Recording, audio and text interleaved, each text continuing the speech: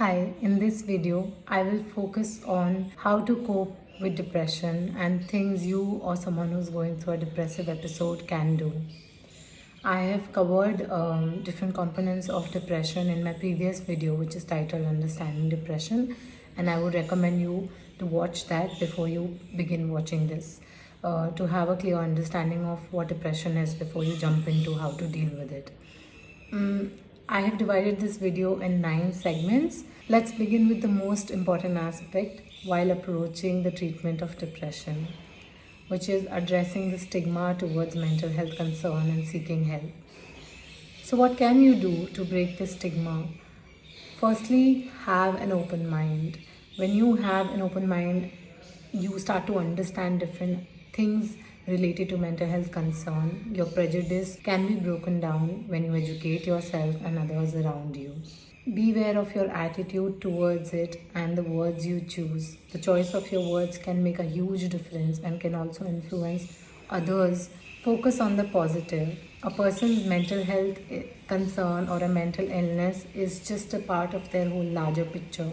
They are not their mental illness, and it doesn't define them. And when you keep that in your mind and you're aware of how you interact with people who are going through something, it makes a huge difference. Once you have addressed the stigma, the second step towards coping with depression is to have the right kind of social support.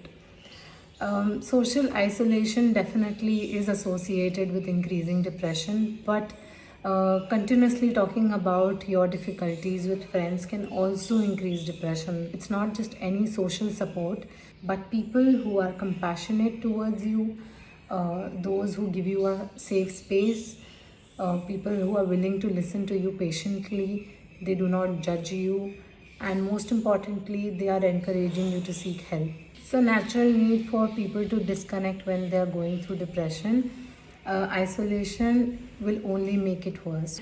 Taking care of pets have also shown significant results in improving health when it comes to depression because they give you companionship, they bring joy.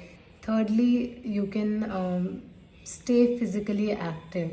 Even though when you're going through depression, one of the core symptoms of depression is fatigue and constant tiredness. When you do exercise, yoga, or workout in any form, these activities release happy hormones in your body, which make you feel better and also decrease the stress.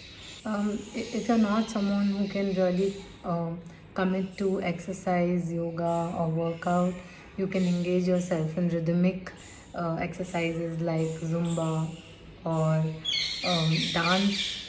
And even if it is slight movement like walking, it can really uplift your mood. And when you think about it, you may feel like, no, that's something that I do not want to do and I'm too tired to do it. You can take short breaks. You can first start with 2 minutes to 5 minutes of walk and then slowly increase over days and weeks.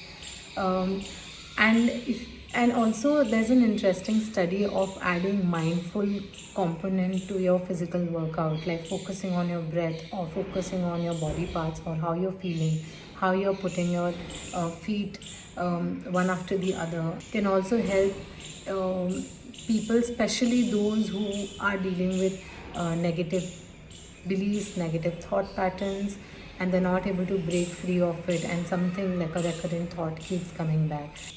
Fourth thing to keep in mind while you're coping with depression is to avoid use of substance or alcohol.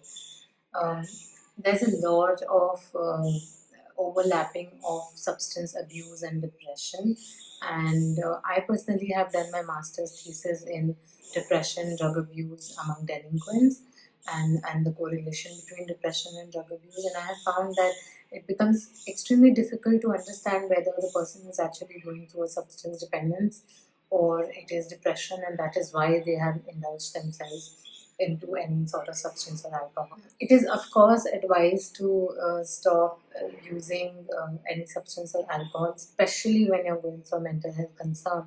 But when you think that it becomes extremely difficult for you, you can seek medication for withdrawal symptoms. And interestingly, that people find that when they drink alcohol and they feel euphoric, or when they indulge in other kinds of substances, um, their thoughts, their feelings kind of fade away, but it is very momentarily, and then because eventually it leads to an unhealthy state of body, an unhealthy state of mind. The fifth segment of this video focuses on the importance of what you eat and drink. So, what you eat really defines and has a direct impact on how you feel, which is why it becomes extremely crucial to be aware of what you're eating, what you're consuming, and having, and making sure that you're having a healthy, balanced diet. It is recommended to avoid oily, fried, cold, and sweet food because your body takes way more energy to process it, and you may feel tired just after eating all of these things. Also, include a lot of fruits and vegetables in your diet and more variety of different kinds of food. When you're feeling excited about eating things, it may actually help you, and the thoughts and feelings that you're experiencing while you're eating also has an impact on your mood eventually. Next, what you can do is to follow a daily healthy routine. One of the best things you can do to make your days less messy and less overwhelming is to organize it. Having a healthy routine where you're focusing on healthy sleep cycle, proper balanced diet, and also a fixed place of work, like which is not your bed or which is not a place where you would eat or sleep, makes a huge difference and impacts how you approach your day. It's also recommended that you get enough sunlight. Exposing yourself to the sun for at least 15 minutes can definitely boost your serotonin levels. You can also start journaling because when you start writing everything that you're thinking and feeling continuously, you start to see a pattern. That journaling becomes like a venting wall where you can throw and dump all that you're feeling. Let's look into seeking help through psychotherapy. Over the years, a lot of people have asked me and my peer colleagues, therapists, what exactly do we do in therapy? What do we talk about? So I have listed down a couple of things that therapy offers you, um, especially in context of depression. So, firstly, it offers you a safe space. In depression, a person tends to feel extremely lonely, and it becomes hard to trust others, and you feel that nobody really cares. This is when the safe space comes into the picture. It is not necessarily a physical space where you can be at, but the space created between you and your therapist. Through online consultation, you can still build that safe space, which is based upon respect, uh, feeling valued, feeling not judged. Secondly, therapy also helps you identify negative thought patterns and feelings, and it somewhere encourages you to take a step back and understand why you're feeling what you're feeling, and understand your thoughts and feelings before you react to something that may trigger you. Thirdly, therapy can help you regain a sense of self. Sometimes through depression, we feel like nothing is in our control, and through talking and sharing how we feel, we can regain that sense of control towards our life and slowly take steps to make ourselves feel better. Various approaches to psychotherapy that also encourage you to develop skills that can then help you cope with or prevent depressive episodes in future.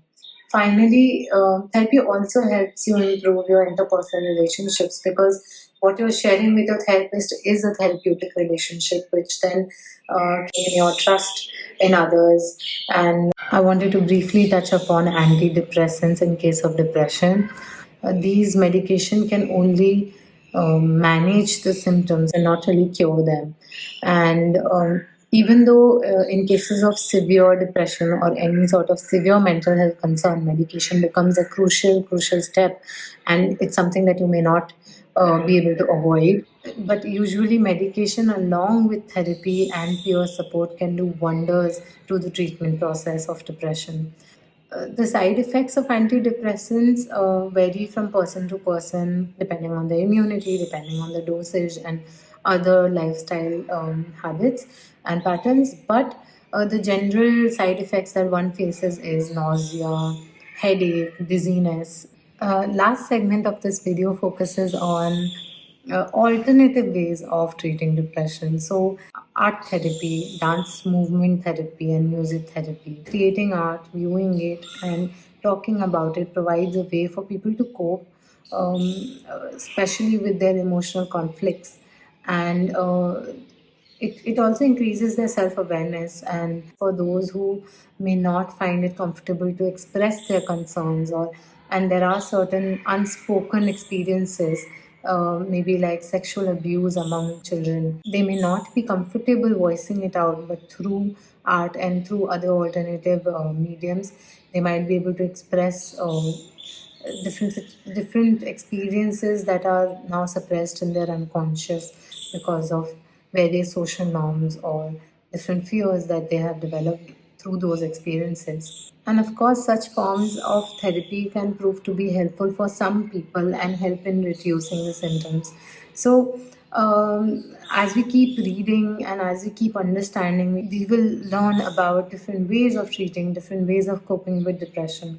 Um, I haven't found much research on how gardening and plantation works, but I have personally found that to be super helpful. That joy of just seeing new sapling can also uplift my mood, and you might find different ways that may not be recognized that help you, and you should share with others. And yeah, let's keep talking about mental health and mental health concerns so that we can bring more awareness and reduce the stigma, educate everyone. Thanks a lot for watching.